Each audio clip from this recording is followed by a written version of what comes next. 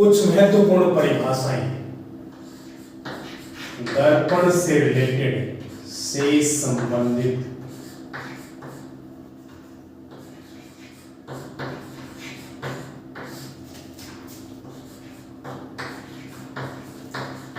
महत्वपूर्ण परिभाषा।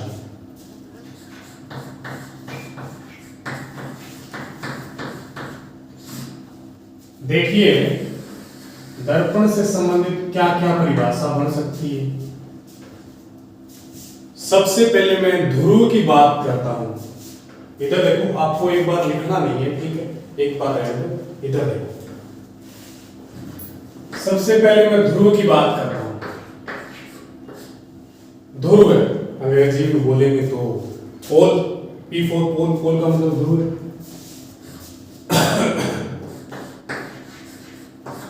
इसको भी P से रिप्रेजेंट करते हैं। और ये वाला जो होता है ना, दर्पण का मिड पॉइंट होता है, मध्य बिंदु जो होता है ना, वो होता है पोल।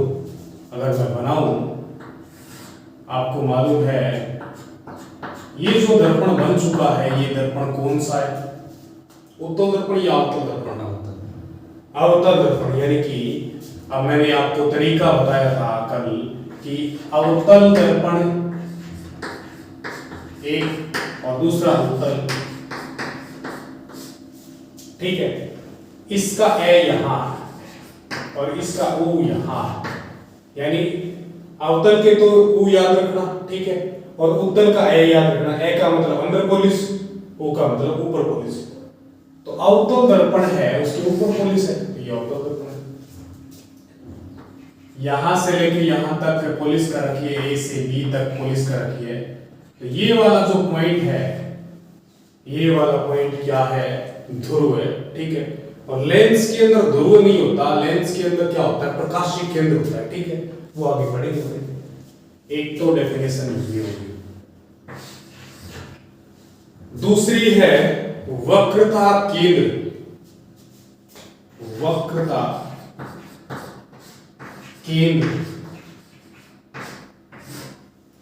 वक्रता केंद्र को C कर्वेचर, C से रिप्रेजेंट करते हैं। अब जो दर्पण है वो किसका बना माना था मैंने? एक खोखले काल्पनिक गोले को, है ना, उसको काटेंगे, एक साइड में पॉलिश करेंगे, तो वो है, वो दर्पण होता है। लेकिन अपने को वक्रता केंद्र की डेफिनेशन देंगे। देखिए परिभाषा यहां से बन जाएगी। ये वाला मान लो खोखला काल्पनिक गोला, ठीक है, और ये वाला मान लो कि मैंने दर्पण इतना काट रखा है, इधर वाली साइड में पॉलिश कर रखी है। दर्पण ये वाला कौन सा? अवतल दर्पण है। दर्पण अवतल हो चाहे उत्तल, उत्तल के लिए क्या कंडीशन करूं? थोड़ा अंदर पॉलिश कर दूंगा, ठीक है, ऐसे करना पड़ेगा। इधर वाली साइड करो, बनेगा तो ये भी गोला, है ना, चाहे ऐसा हो चाहे ये वाला हो, ये वाला। दर्पण अवतल हो चाहे उत्तल, कौन सा भी हो, ठीक है, वो दोनों के दोनों खोखले काल्पनिक गोले के भाग होते हैं। और उस खोखले काल्पनिक गोले का केंद्र ये वाला केंद्र, और इसका केंद्र ये वाला। ये जो केंद्र है, ये केंद्र कौन सा केंद्र कहलाता है? वक्रता केंद्र। ये वाला यहां पर C लिख दिया, और इसका वक्रता केंद्र ये वाला C। डेफिनेशन क्या बोली मैंने कि दर्पण अवतल हो चाहे उत्तल, दोनों के दोनों खोखले काल्पनिक गोले के भाग होते हैं। और उस खोखले काल्पनिक गोले का केंद्र वक्रता केंद्र कहलाता है। और इसको रिप्रेजेंट कर दिया C से। ये वाला पॉइंट क्या था? P। ये वाला पॉइंट P, ठीक है। अच्छा, नेक्स्ट डेफिनेशन है वक्रता त्रिज्या। वक्रता त्रिज्या, और त्रिज्या आपको अंग्रेजी में रेडियस बोलते हैं, ठीक है, तो R से रिप्रेजेंट करते हैं इसको। अब देखो वक्रता त्रिज्या क्या होती है, यहां पर देखो ये ध्रुव है और ये वक्रता केंद्र, दोनों को मिलाएंगे, ठीक है। ये जो डिस्टेंस बनेगी, मैं यहां पर ही उसका डायग्राम यहां बना रहा हूं। ये वाली जो दूरी है, ये वाली दूरी वक्रता त्रिज्या है। ऐसे ही इसकी दूरी भी क्या है, वक्रता त्रिज्या, ठीक है। वो आगे ना चिन्ह परिपाटी पढ़ने के बाद में ये चेक करेंगे कि ये वाली पॉजिटिव है या फिर ये वाली पॉजिटिव, कौन सी नेगेटिव। और वक्रता त्रिज्या का मात्रक जो ऐसा ही है ना, वो दूरी है, दूरी का मात्रक क्या होता है, मीटर, ठीक है। अच्छा, अब बात करते हैं नेक्स्ट, वक्रता त्रिज्या होगी, वक्रता केंद्र, ध्रुव। अब मुख्य अक्ष, मेजर एक्सिस, मुख्य अक्ष। अब मुख्य अक्ष क्या होती है, एक तो मेरे पास में पोल है, ध्रुव है, और दूसरा है वक्रता केंद्र। देखिए मैं यहां पर अगर मान बनाऊं, ये वाला मान लो अवतल दर्पण ज्यादा काम लूंगा, ठीक है। ये वाला पोल है और ये वाला कर्वेचर पॉइंट है वक्रता केंद्र। तो मुख्य अक्ष की डेफिनेशन क्या है कि ध्रुव तथा वक्रता केंद्र को, ध्रुव तथा वक्रता केंद्र को मिलाने वाली अनंत लंबाई की काल्पनिक रेखा, ठीक है। इसकी कोई लेंथ नहीं है, इनफाइनाइट लेंथ की होती है। इसको और इसको मिलाने वाली अनंत लंबाई की काल्पनिक रेखा, इधर भी इनफाइनाइट डिस्टेंस है और इधर वाले साइड में भी इनफाइनाइट डिस्टेंस है। ध्रुव तथा वक्रता केंद्र को मिलाने वाली अनंत लंबाई की जो काल्पनिक रेखा है, वो रेखा कौन सी रेखा कहलाएगी, मुख्य अक्ष कहलाएगी, ठीक है। अच्छा, 5 नंबर डेफिनेशन देखो। मैं बात करता हूं फोकस बिंदु की, ये इंपॉर्टेंट है दोनों के लिए, उत्तल के लिए, अवतल के लिए, ठीक है। फोकस बिंदु, फोकस बिंदु, और इसको हम कैपिटल एफ से रिप्रेजेंट करते हैं। अब ये 4 प्रकार की प्रकाश किरणें करवाएंगे, एक तो मुख्य अक्ष के समांतर आने वाली, एक फोकस बिंदु से गुजरने वाली, और एक ध्रुव प्राप्तित होने वाली, और एक वक्रता केंद्र से जाने वाली। 4 प्रकार की करवाएंगे लास्ट में, ये जो टॉपिक होने के बाद में। लेकिन फोकस बिंदु पढ़ेंगे तो पहले अपने को किरणें पढ़नी पड़ेगी थोड़ी। देखिए मैं यहां पर डायग्राम में बना के इसमें ये रिप्रेजेंट कर रहा हूं। ये वाला दर्पण है, ये ध्रुव है, ये वक्रता केंद्र। अब यहां पर मान लो इनफाइनाइट है, इधर है लाइट है ना, इधर से ही आएगी, क्योंकि इधर वाली साइड में तो पोलिस है, तो इधर वाली साइड से लाइट आएगी, टकरा के परावर्तन इधर वाली साइड से होगा, तो लाइट इधर से आ रही है। ये मान लो सोर्स है, ठीक है, लाइट इधर से आई, इनफाइनाइट से मान लो ऐसे।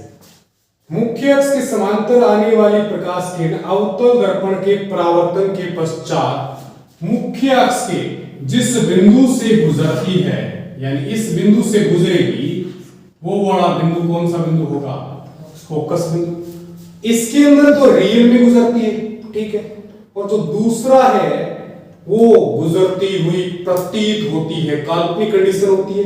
ये वाला लेके अगर चले ना, तो मैं यहां पर बनाऊं डायग्राम, ऐसे बनेगा।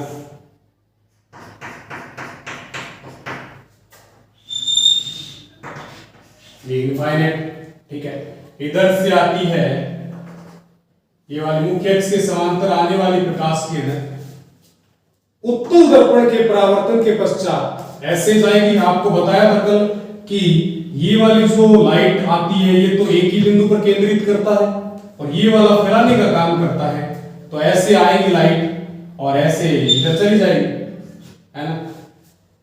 अगर मुख्य अक्ष के समांतर कोई लाइट आ रही है तो दर्पण के परावर्तन के पश्चात वो क्या फैल जाएगी।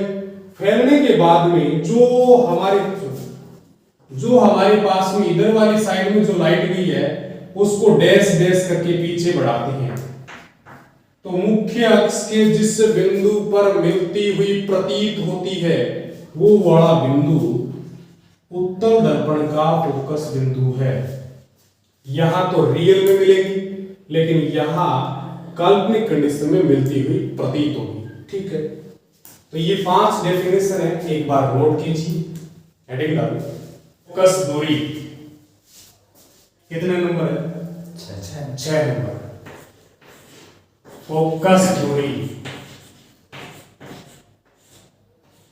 फोकल लेंथ, स्मॉल एफ से रिप्रेजेंट करती है इसको। दर्पण बनाया था, फोकस बिंदु बनाया था, ध्रुव बनाया था इस तरीके से, ये P और ये वाला F था और ये वाला C था, ऐसे ये मेजर एक्सिस थी। तो ये जो पॉइंट है फोकस बिंदु और ये है ध्रुव है, इसके बीच की जो दूरी है वो फोकस दूरी है, इधर वाली ये दूरी। ठीक है, दूसरे दर्पण में बना सकते हैं, फोकस बिंदु उसमें भी है, ध्रुव उसमें भी है।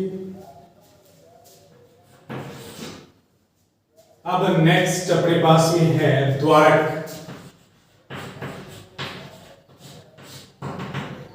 द्वारक का मतलब क्या है कि हमने कांच के गोले को काट के कितने साइड में पॉलिश किए, कितने भाग में पॉलिश किए। जैसे मैं बात करता हूं, ये वाला मेरे पास में अवतल दर्पण है, मैंने यहां से लेके यहां तक पॉलिश कर दी, मैंने ए से लेके बी तक, तो इतनी दूर में पॉलिश किए, यानी कि इसका ये जो ये डिस्टेंस है, ये वाली जो डिस्टेंस है ना इतनी, ये वाली डिस्टेंस द्वारक। दर्पण का प्रभावी व्यास, यानी इसको व्यास भी बोल सकते हैं, वैसे व्यास नहीं है लेकिन प्रभावी व्यास बोल सकते हैं। दर्पण का प्रभावी व्यास, डेफिनेशन बहुत ही बढ़िया है। दर्पण का प्रभावी व्यास है वो द्वारक कहलाता है। ठीक है, इसे D से रिप्रेजेंट करते हैं, D। और फिर 7 के बाद में 8 नंबर की बात करें, एक फोकस बिंदु कर लिया, फोकस दूरी कर ली, फोकस तल। फोकस तल, फोकस तल, देखिए अपने पास में ये अवतल दर्पण है और ये मुख्य अक्ष है और ये वाला मान लीजिए फोकस बिंदु है। तो फोकस तल क्या होता है? फोकस बिंदु से तो गुजरेगा, फोकस बिंदु से तो गुजरता है, लेकिन मुख्य अक्ष के लंबवत होता है। ऐसे 3D ज्यामिति बना रहा हूं मैं।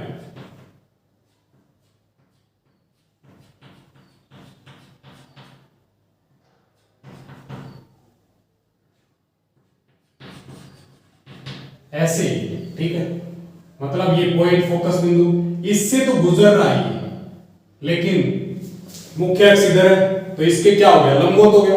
यानी मुख्य अक्ष के तो लंबवत है और फोकस बिंदु से जो तल गुजरता है वो तल कौन सा तल है?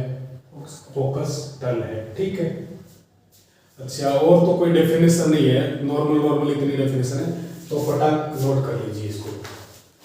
हाँ, नेक्स्ट टॉपिक अपना फोकस दूरी और वक्रता त्रिज्या में संबंध। एक दर्पण समीकरण है और एक फोकस दूरी और वक्रता त्रिज्या में संबंध। इससे पहले एक छोटा सा पॉइंट करते हैं, चिन्ह परिपाटी। चिन्ह परिपाटी, चिन्ह परिपाटी, देखिए, चाहे दर्पण है उत्तल लेके कर लो, चाहे अवतल लेके कर लो, बात तो एक ही रही। ठीक है, सभी बिंदु उसमें, ध्रुव उसमें है, दोनों में, फोकस बिंदु भी दोनों में है, वक्रता केंद्र भी दोनों में है, इनफाइनाइट भी दोनों में है। मैं इसको लेके चलता हूं ज्यादातर। ये अवतल दर्पण है, ठीक है, और ये मेजर एक्सिस है। इनफाइनाइट ये है वक्रता केंद्र, ये वाला है फोकस बिंदु और ये वाला है अपने पास में ध्रुव। ठीक है, इधर भी इनफाइनाइट है। अच्छा, सबसे पहले पहला रूल ये है पहला रूल ये है कि सारी की सारी दूरी है वो ध्रुव से मापेंगे, ठीक है। यानी सारी दूरी, समस्त दूरियां ध्रुव से मापेंगे। यानी फिता जो लगाएंगे ना, पैमाना फिता जो भी है वो यहां से स्टार्ट करेंगे। अगर फोकस बिंदु इधर है तो इधर वाली साइड, और इधर वाली साइड है तो इधर वाली साइड। वो पॉजिटिव नेगेटिव आगे पता चल जाएगा कौन सी पॉजिटिव कौन सी नेगेटिव। पहला रूल है कि सारी दूरी ध्रुव से मापेंगे। दूरियां हैं वो कहां से मापेंगे? ध्रुव से मापेंगे, ठीक है। दूसरा रूल है, अगर प्रकाश किरण मान लो कि इधर वाली साइड से आ रही है या इधर से आ रही है, वो आपकी मर्जी किधर से गुजारो। लाइट मान लो ऐसे आ रही है, ये लाइट का पथ है LIGHT, ये लाइट का पाथ है, ठीक है। और दूरियां आप इधर माप रहे हो, ध्रुव तो यहां पर है। अगर फोकस दूरी मापनी होगी आपको तो ये कितना यहां से स्टार्ट करके यहां तक जाओ, है ना। पैमाना यहां से यहां तक होगा, मतलब इधर गए आप और लाइट किधर, इधर वाली साइड से आ गई, तो मतलब विपरीत क्रम में। यानी कि लाइट का पाथ इफ इधर वाली साइड है और आप दूरी का मापन इधर कर रहे हो, तो वो वाली दूरी क्या होगी? नेगेटिव होगी, राइट।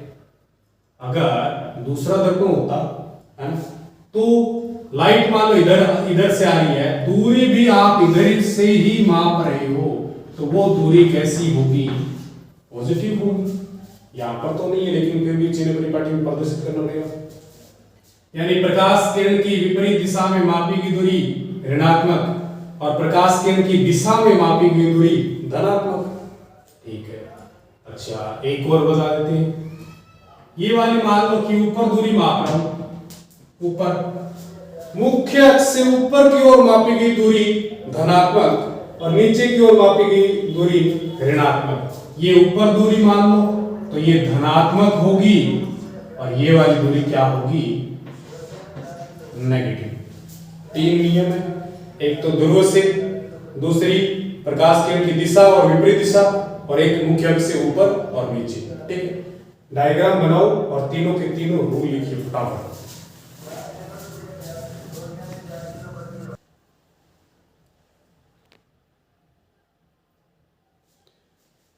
हाँ जी, स्टार्ट करते हैं। यस। हाँ जी, अब देखिए, एक तो उत्तल दर्पण और एक अवतल दर्पण के अंदर, ये अवतल दर्पण है, ये वाली दूरी फोकस दूरी है और ये है वक्रता त्रिज्या, ठीक है। और वस्तु मान लो यहां पर रखी मिलेगी आपको। वस्तु हमेशा लाइट की तरफ, मतलब यहां वस्तु है तो इसका इमेज कहां पर बनेगा? यहां पर भी वस्तु हो सकती है, यहां हो सकती है, यहां हो सकती है, कहीं पर हो सकती है, लेकिन इधर वाली साइड वस्तु नहीं होगी क्योंकि इधर वाली साइड तो पीपीटी है, पुलिस है। अब अपने को ये बताना है कि ये वाला प्लस का है या फिर माइनस का, या फिर ये प्लस का ये माइनस का, या वस्तु की दूरी प्लस की या माइनस की। वस्तु का तो फिर इमेज भी बनेगा, शीशे में अपनी फोटो बनती है ना, वैसे ही यहाँ पर ये वस्तु है यानी कि बिंब है और ये प्रतिबिंब मान सकते हो। प्रतिबिंब तो डिपेंड करेगा कि कंडीशन क्या होगी, इसको मैं एक बार डिफाइन नहीं करता प्रतिबिंब को। देखिए, लाइट इधर से आ रही है क्योंकि इधर वाली साइड से तो आ नहीं सकती पीपीटी इधर, तो लाइट इधर से ही आएगी। अच्छा, सबसे पहले मैं फोकस दूरी की बात करूं तो यहां से फिता लेके चलना पड़ेगा, इधर जाए, है ना। मतलब मैं फोकस दूरी मापना चाहता हूं, इधर जाऊंगा, लाइट इधर, दिस इज नेगेटिव। यानी कि कौन सा दर्पण है? अवतल। अवतल दर्पण के लिए फोकस दूरी का मान ऋणात्मक होता है हमेशा हमेशा, ठीक है। अगर फोकस दूरी ऋणात्मक है तो इधर से फिता लेके चले तो यहां तक जाएंगे तो भी ये नेगेटिव होगी, और ये क्या R भी नेगेटिव होगा। और R नेगेटिव है, वस्तु है ना, वस्तु को U से रिप्रेजेंट करते हैं। U है ये, यहां से यहां तक की दूरी U हमेशा नेगेटिव होता है, चाहे दर्पण कौन सा भी हो। U R नेगेटिव मतलब उत्तल दर्पण है चाहे अवतल दर्पण है, दोनों के लिए u का मान तो नेगेटिव, क्योंकि लाइट इधर आ रही है, हम यहां से फीता लेके चलेंगे इधर जहां तक है वस्तु, तो u का मान भी नेगेटिव होगा। ठीक है, अब दर्पण दूसरे की बात करते हैं। ये अवतल आ गया, उत्तल की बात करते हैं। उत्तल ऐसे मान लो, इधर से मान लो पुलिस कर दी अंदर, और ये वाली कंडीशन होगी, यहाँ पर फोकस बिंदु होगा, यहाँ पर वक्रता केंद्र होगा, और ये वाला इनफाइनाइट, ये दूरी होगी फोकस दूरी, ये वाली दूरी होगी वक्रता त्रिज्या। वस्तु कहां पर रखें, इधर वस्तु रखें या फिर इधर वाली साइड में? देखो देखो यहाँ पर देखो, यहाँ पर वस्तु इधर वाली साइड रखी जाएगी या फिर इधर वाली साइड? पोलिस की तरफ नहीं, विदाउट पोलिस, मतलब अगर वस्तु यहाँ पर रख देंगे, उल्टा शीशा हो गया, उल्टे शीशे में तो मुंह दिखाई नहीं देगा ना, तो उल्टे शीशे में मतलब वस्तु को तो यही रखना पड़ेगा। ये वाली कंडीशन है ना F और C, ये कौन से उत्तल दर्पण के अंदर, उत्तल दर्पण के अंदर ये कंडीशन होती है। काल्पनिक होता है दोनों के दोनों, मानना पड़ेगा। तो लाइट इधर से आती है भाई, सबसे पहले मैं वस्तु की दूरी की बात कर लूं, लाइट कितना यहां से मापना पड़ेगा, ध्रुव है तो इधर जाएंगे, वस्तु की दूरी इधर मापेंगे, लाइट इधर आ रही है तो नेगेटिव, U तो नेगेटिव ही रहेगा, U नेगेटिव। उसके बाद में F की बात कर ले, F ये वाली दूरी फिरता यहां से इधर जाएगी, लाइट भी इधर ही, मतलब इधर वाली साइड से लाइट, और मतलब यहां से दूरी इधर मापेंगे, तो ये वाली दूरी जो होगी वो पॉजिटिव होगी। और ये अगर पॉजिटिव है, फिर यहां से यहां तक आएंगे तो भी पॉजिटिव आएगा, है ना। ये r जो दूरी है ये भी क्या होगी, पॉजिटिव होगी। देख लो, पूछता अगले नंबर पे पूछ ले, उत्तल दर्पण की फोकस दूरी का मान धनात्मक या ऋणात्मक, आगे शक्ति में भी कंफ्यूजन आएगी, तो ये याद रखना। याद क्या, चिन्ह परिपाटी दिमाग में तो अपना आप आ जाएगा, F negative, R negative, U negative, सभी नेगेटिव, लेकिन इसमें पॉजिटिव पॉजिटिव ये नेगेटिव, U हमेशा नेगेटिव से वो हो, ठीक है, ये बात नोट कर लो, लिखवाने की जरूरत नहीं है, फटाफट नोट कर लो।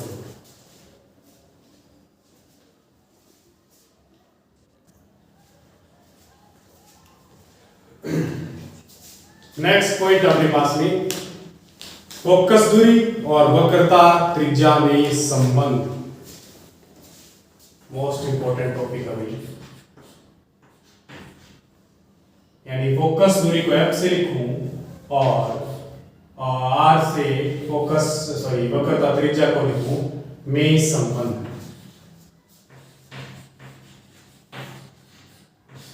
अब आपकी मर्जी कि ये वाला संबंध उत्तल दर्पण लेके चलो या फिर अवतल दर्पण लेके चलो, दोनों से आ जाएगा, ठीक है। और ज्यादातर अपने को अवतल दर्पण लेना, क्योंकि वास्तविक इमेज बनती है उससे काल्पनिक बनेगी, डैश डैश करके बढ़ाना पड़ेगा। देखिए इधर वाली साइड में कर दो तो इधर वाली साइड में कर दो, बात देखिए, मान लीजिए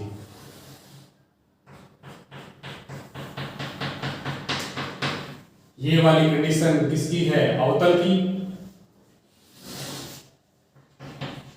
इनफाइनाइट, इधर भी इनफाइनाइट, दिस इज फोकस बिंदु, और ये है वक्रता त्रिज्या, वक्रता केंद्र, ये R है और ये F है। इन दोनों के अंदर रिलेशन चाहिए मेरे को कि इसमें और इसमें क्या संबंध आएगा। देखिए आपको मालूम है कि इनफाइनाइट से कोई प्रकाश किरण समांतर आती है, वो भी किसके, मुख्य अक्ष के समांतर जो भी लाइट आती है वो दर्पण के परावर्तन के पश्चात एक बिंदु से गुजरती है, डेफिनेशन लिखी थी, फोकस बिंदु से गुजरती है। ऐसे मुख्य अक्ष के समांतर जो भी लाइट आती है वो इस परावर्तन के पश्चात में यहां से गुजरेगी, ठीक है, गुजार दी। ये आपतित प्रकाश किरण है, आने वाली आपतित, और ये वाली है परावर्तित,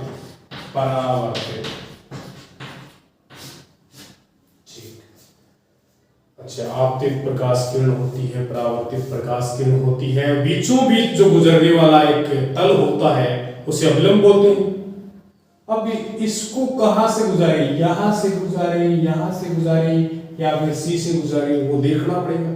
अब एक बात आपको नोट करनी है, कभी आपने देखा होगा कि ये सर्कल है, दिस इज सेंटर।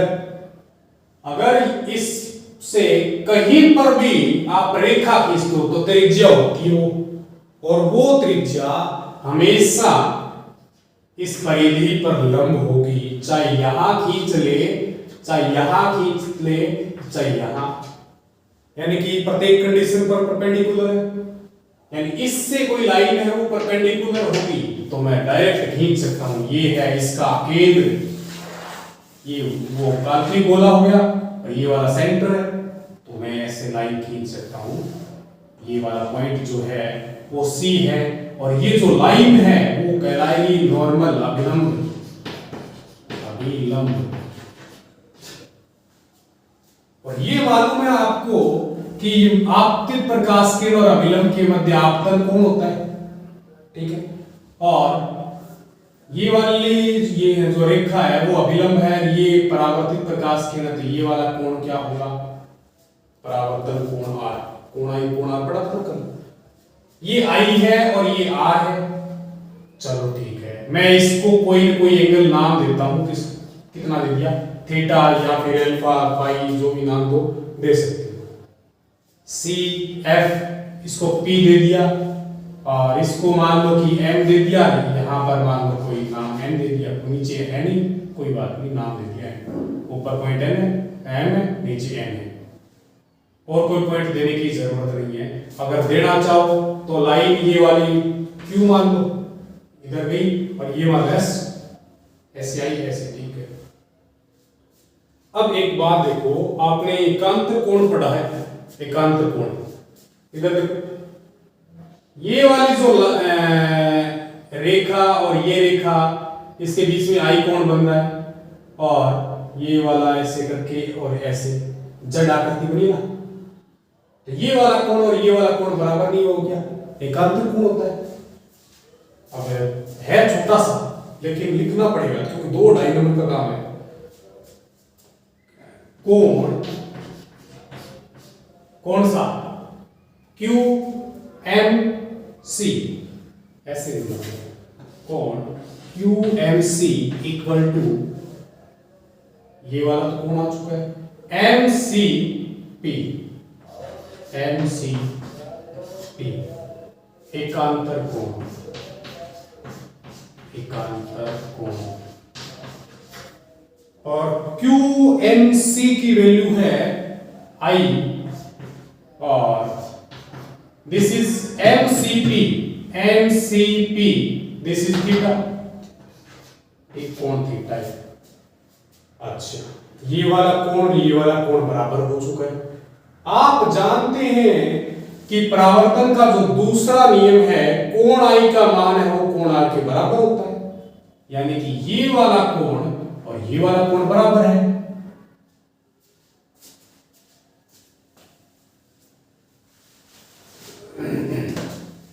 देखिए, दिस इज आई और दिस इज आर, ये आपतन कोण, ये परावर्तन कोण। परावर्तन के सेकंड नियम से क्या लिखूं मैं, कोण आई इक्वल टू कोण आर, ठीक है। ये 2 नंबर मान लो, इसको नाम दो 1 नंबर, ठीक है। अब देखो, ये वाला कोण आई इसके बराबर हो चुका है, और ये वाला इसके बराबर है, तो इसका मतलब ये है कि ये और ये कोण बराबर होंगे, ठीक है। इक्वेशन 1 व 2 से क्या मान के चलो, आई का मान थीटा के बराबर, आई का मान आर के बराबर, तो थीटा का मान आर के बराबर होगा, ठीक है। यानी कि theta equal to R, okay. ये वाला थीटा है, ये वाला आर है, दोनों बराबर है। अब देखिए, आपके पास में ये त्रिभुज है एक, ऐसे वाला जिसमें आर और थीटा है, CMF त्रिभुज CMF में किसी भी त्रिभुज में आधार के कोण अगर बराबर हो तो भुजाएं जो दो बची है ऊपर वाली आधार के ऊपर, वो दोनों की दोनों भुजाएं बराबर होगी। वो समद्विबाहु त्रिभुज होता है, समबाहु नहीं, समद्विबाहु। ऐसे है ये वाला एंगल और ये वाला एंगल अगर बराबर है, ऐसे त्रिभुज बनाए तो ये वाला थीटा है तो ये वाला मान लो कि आर है, दोनों अगर बराबर है तो ये वाला बराबर होता है। ठीक है, ये 9वीं क्लास में पेपर में है। तो मैं ये कह सकता हूं त्रिभुज CMF में थीटा इक्वल टू आर है, थीटा इक्वल टू आर है, तो त्रिभुज CMF समद्विबाहु त्रिभुज है। अगर समद्विबाहु त्रिभुज है तो ये वाली जो भुजा है और ये वाली भुजा है वो बराबर होगी, यानी कि CF बराबर है MF, CF तो CF बराबर MF। ठीक है, ये मान लो कि कितना नंबर दे दे, 3 दे दे और ये मान लो 4 दे दे।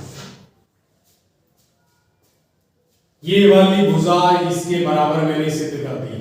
ठीक है, अब मेरा दिमाग ये चलता है कि इस वाली भुजा को मैं इसके ऊपर लेके आऊं। वो कैसे लेके आ सकता हूं? ऑप्टिक्स में एक रूल है कि दर्पण बहुत ही छोटा है। अगर दर्पण बहुत ही छोटा होगा, है ना, तो ये वाली जो लाइन है वो इसी के ऊपर आ जाएगी। ठीक है, दर्पण माना दर्पण अति अल्प है, अत्यल्प, तो दर्पण बहुत ही छोटा है ना, तो क्या कर सकते हैं, ये वाली जो लाइन है वो इसके ऊपर आ जाएगी और ये वाली लाइन है वो पूरी के ऊपर आ जाएगी। ठीक है, यानी ये वाली लाइन इसके ऊपर और ये वाली लाइन है वो इसके ऊपर आ जाएगी। सिंपल सी बात है। तो मैं ये लिख सकता हूं कि FM है या MF है वो किसके ऊपर आ जाएगी, FP के ऊपर आ जाएगी, यानी ये वाली दूरी और ये वाली दूरी बराबर होगी। अगर दर्पण बहुत ही छोटा है तो FM इज इक्वल्स टू किसके बराबर, FP के बराबर, FP के बराबर। ओके, और CM है वो किसके बराबर होगा, CP के बराबर। CM है वो CP के बराबर। इसको यूज करें तो ठीक है, नहीं करें तो ठीक है। अब एक बात देखो, अपने को तो इसमें और इसमें रिलेशन चाहिए। ठीक है, और ये वाली जो दूरी है वो क्या है, CP है ना, ये वाली जो दूरी है R है वो CP है। तो CP का मान मैं क्या लिख सकता हूं, दिस प्लस में दिस, है ना, CP दूरी CP इक्वल टू क्या लिख सकते हैं, CF प्लस में FP, CF प्लस में FP। ठीक है, मैं CP की जगह तो क्या लिख दूंगा, R लिख दूंगा। ठीक है, यानी ये वाली दूरी R है। अब CF की जगह क्या लिखना पड़ेगा और CP की जगह क्या लिखना है, सॉरी PF की जगह या FP की जगह क्या लिखना पड़ेगा, वो देखो। सबसे पहले इसकी बात करता हूं, CF है वो किसके बराबर है, CF MF के बराबर है। CF है, CF वो MF के बराबर है और MF है वो इसके बराबर है। ध्यान से देखो, ये देखो ऊपर वाली लाइन से यहां पर CF मैंने सिद्ध किया MF के बराबर है। CF है ये वाली जो दूरी है वो इसके बराबर है। ठीक है, और मैंने इसको छोटा मान लिया कि ये वाली दूरी इसके बराबर हो चुकी है, यानी ये इसके बराबर, ये इसके बराबर, इट मींस दिस बराबर। ठीक है, तो इन दोनों कंडीशन से इसको मैं 1 नंबर 4 नंबर इसको 5, इक्वेशन 4 व 5 से मैं क्या लिख सकता हूं, CF बराबर FP, CF बराबर FP। ठीक है, मतलब जहां पर CF दिखाई देगा वहां पर FP लिख देंगे, ठीक है। तो ये वाला CF यहां पर पुट किया, तो CP equal to this CF FP plus FP कितना हो गया, 2FP हो गया, ठीक है। अब ये वाली चीज दिखाई दे रही है किसी को?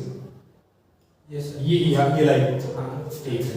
देखो CP जो है वो किसके बराबर हो गया, एक बार 12 बैठो तो 10 मिनट 12 बैठो, CP है वो किसके बराबर, 2FP के बराबर, ठीक है। अब साथ में चिन्ह परिपाटी भी लगाई, देखो CP, C से P की दूरी R है, चिन्ह परिपाटी लगाता चलूंगा। अब की बार लाइट किधर से आएगी बताइए, तो 700 इतनी बार हटा होनी, बैठ बैठ।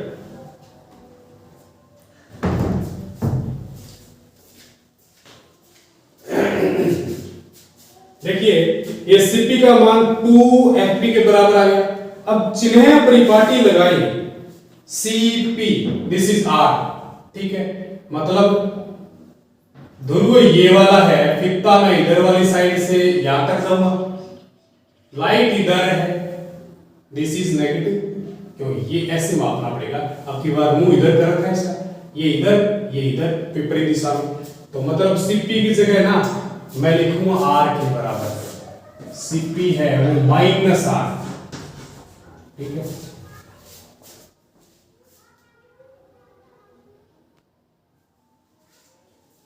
CP है वो -R के बराबर लिख दिया। अब FP की बात करूं, ये वाला FP है, मतलब फित्ता यहां से लगाना पड़ेगा, इधर लाइट इधर जा रही, हम इधर जा रहे, नेगेटिव, यानी FP नेगेटिव है, तो FP भी नेगेटिव कर दें, FP इक्वल टू माइनस का F, दोनों वैल्यू पुट करें इसमें, तो CP का मान -R, मैं यहां पर ही पुट कर रहा हूं, ठीक है, माइनस का R बराबर 2, FP का मान माइनस का F, माइनस से माइनस कैंसिल हो गया, R की वैल्यू क्या आएगी 2F, या F बराबर में क्या लिख सकते हैं R/2, यानी फोकस दूरी का जो मान आएगा वो वक्रता त्रिज्या का आधा होगा, ठीक है, F बराबर में R/2। तो एक काम तो इसको फटाफट नोट कर लीजिए।